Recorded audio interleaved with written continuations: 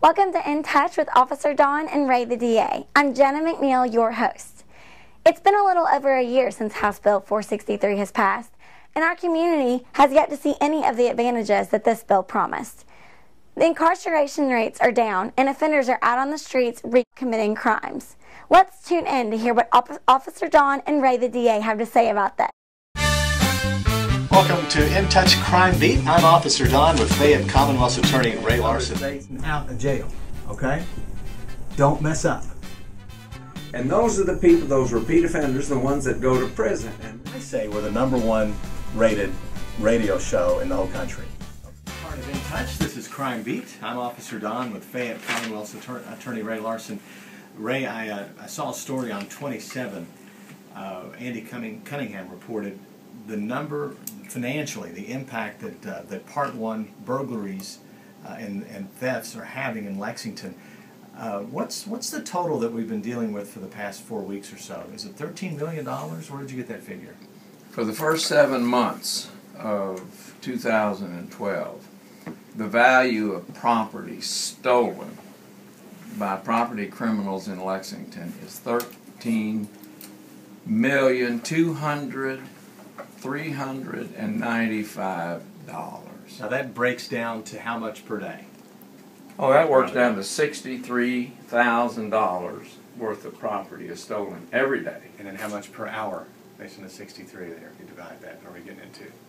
Well, it works out to be about $2,600 per hour and basically $45 a minute. $45 a minute stolen in Lexington. Now, does that number include the damage that people do when they break into your car? Because that's a lot of people get their car broken into will tell you, heck, you know, all they took was the change from my ashtray, but they broke the daggone window, which winds up costing $150, $200. The damage, the criminal mischief, as it's called, really doesn't account into those figures, right? I have what they call a tweeter account, Twitter, one of them, and so I send out information. I put stuff on our office Facebook account, Ray the DA Facebook account, and that goes to a tweeter or Twitter deal. And I had a television anchor person Twitter me back or tweet me back and say when I did something about property crimes and breaking in, that person told me how angry they were at the fact that their car had been broken into and it cost over $2,000 to repair. Now, what did they steal? Probably didn't steal anything much, but the $2,000 damage? What about stealing a person's air conditioning unit that's out there to get $50, $60 worth of copper, but it costs $5,000 to $10,000 to replace it? Well, these type of crimes are up. You've been talking about them for a while. I will say that you predicted these crimes would go up when this last House bill was passed, or was it House Bill 463? House Bill 463. 463 was passed. Right. Now, the significance of that House bill from a law enforcement perspective, I guess to break it down is this. If you are pulled over for speeding, you can pretty much count on getting a ticket. Officers do not arrest you for speeding, nor should they, because that is not considered to be a serious crime. It's something that you as a citizen can get a ticket, take the responsibility for, and either pay your fine or go before the judge or go before a jury if you want, and you're going to show up for that, and it's not a big deal, it's a fine. They have watered down someone breaking into your car or someone stealing your purse to about that same level from the standpoint that when officers encounter those type of criminals, someone who will steal your wife's purse at the mall, or someone who will break the window of your car and take your GPS unit or your wallet, in most cases that is to be treated about the same as a speeding ticket. That person is now considered to be basically a speeder in how they are treated and how that's enforced. Well, that has this effect at a lot of levels. For one thing, it causes people to not take the crime as serious. It can't be that big of a deal. It's something you just write a ticket for. it changes police officers' attitudes. You can't help but change that when you realize that, hey, they're telling me that this is only worthy of a ticket now, so is this, you know, really something that I need to be spending a lot of time trying to enforce?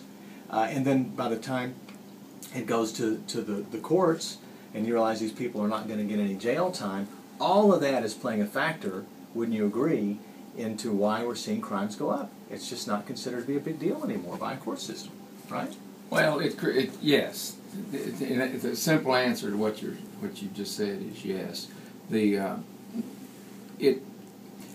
When you don't make a big deal out of crimes, which is what we're doing. You see, under Kentucky's sentencing laws, the primary or the preferred sentence for people who commit nonviolent crimes is what they call supervision in the community. And that's fancy for probation. That means right back on the street. And the most prolific criminals that we deal with are these property offenders. You don't find somebody that just breaks into one car and quits. They break into lots of cars. You are a detective in the burglary unit. You know that these people commit burglary after burglary after burglary. They don't just commit one. So what happens is, if they're not taken off the streets, which they're not under this new legislation, then they have no expectation of being punished or incarcerated. Most of these characters don't care if they get another felony conviction. They just don't want to go to jail or go to prison. You know, there's a case that happened where a burglary detective was called by authorities in Georgia, and they said, look, we got into a pursuit chasing this guy. We tried to stop him. He ran into the swamp. We got our hands on him. He's under arrest. We searched his car, and we found things that we think were stolen from your town, a checkbook, a woman's purse, and he may be a burglar. We just wanted to let you know. Detective goes down to Georgia to talk to this cat that they arrested, and the short story is this guy in Georgia confessed to 160 burglaries that he committed in Lexington because he didn't want to face the charges in Georgia because he knew he stood a better chance of actually doing jail time in that state for running from the police and the other charges that he was facing than he did coming back to Lexington and facing 162 burglaries. That was the mindset. He told the detectives, I'll confess, I'll take you and show you where I did these break-ins. Just get me out of here because I don't want to stay here because I know they're going to keep me in jail. And that's the truth, and that happened. And it's just like he said. Ultimately, he winds up coming back to Lexington. He's prosecuted. I believe he was sentenced to like 10 years, but before it was all said and done, he was out in a year and a half. Because it was a nonviolent offense, and ultimately he, I guess, served his time in good behavior. 20%. And now he's back in. He recommitted. Of course. But that's significant because these burglars, these criminals, they know how to play the game. It's the cost of doing business for them. Do you know what drives criminals? It's the expectation of punishment. If they it's like raising kids. You draw a line and tell your kid don't cross that line, and guess what? Well, they're gonna.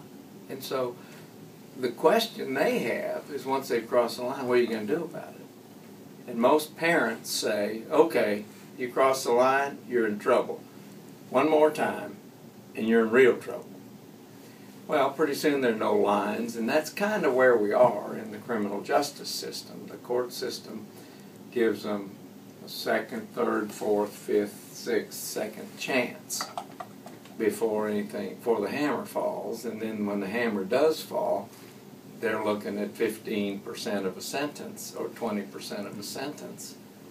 And, you know, that I read something, a report here that was out of the Moorhead newspaper. It says, excuse me, Kentucky's sweeping penal code reform went into law 1 year ago today.